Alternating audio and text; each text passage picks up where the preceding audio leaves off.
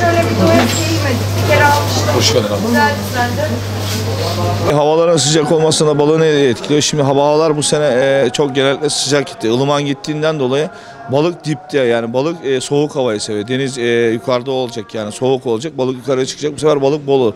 Bu sefer sıcak olduğundan dolayı hava sıcak, balık dipte, balık çıkmıyor. Bu sefer ne oluyor? Fiyatlara yansıyor. Fiyatlar bugün hamsi 100 milyon lira. Vatandaşa ağır geliyor. Yani bugün hamsi 40 milyon lira. Bu sene hamsicilik var bol ama yani dipte olduğu için, çıkmadığı için az çıkıyor yani. Kayıklar fazla balık tutamadığı için fiyatlara yansıyor. Bu sefer fiyatlara yansıyınca 100 milyon lira hamsi. Vatandaşa ağır geliyor. Bugün yani herkes gariban kesimi 100 milyon lira, kalabalık aileler 100 milyon lira hamsi 3-4 kilo aldığı zaman pahalı geliyor. Herkes talep az oluyor. Bu sefer ne oluyor? Bizim işimize yansıyor. Bu sefer yansıyınca da işler ağır oluyor, yavaş oluyor. Bu sene çinekop bekledik. Çinekopçuluk yani neden olmuyor? Çinekop aslında var. Denizde dipte çıkmıyor. Hava çok yani genelde ılıman gidiyor. Ilıman gittiği için çinekop yukarı tavanda bekleniyor ama yok yani. Şu anda çinekopçuluk az yani.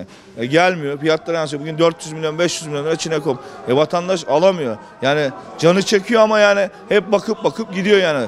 Bu sefer bizim de satış oranı düşüyor. Vatandaşa yansıyor bu sefer.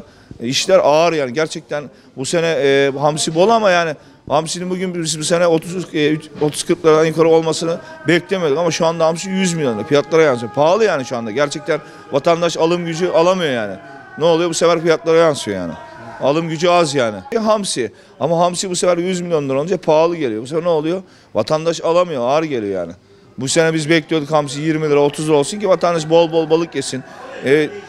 Çünkü et şu anda 400 milyon lira. Vatandaş zaten eti alamıyor. Bu sefer balığa yansıyor. Balık da bu sefer 100 milyon lira hamsi herkese alamıyor yani. Alım gücü yok yani. Yani düşmesi için yani hamsinin bol olması için havanın soğuması lazım. Yani kar yağması lazım. Havanın soğuması lazım. Bu sefer soğursa, kar yağarsa bu sefer ne olacak?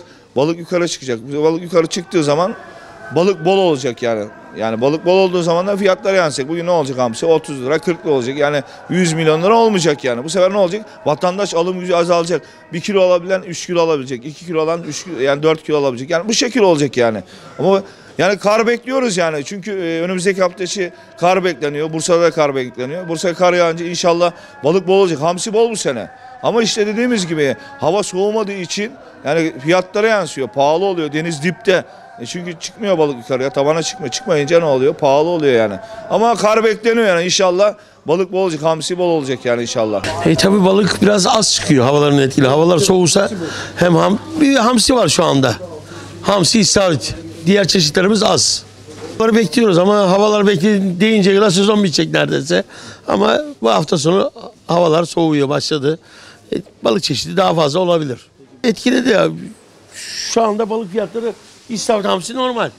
100 lira, 80 lira istavrit, 100 lira hamsi. İdeal şu anda. Ete bakarsan balık gene ucuz.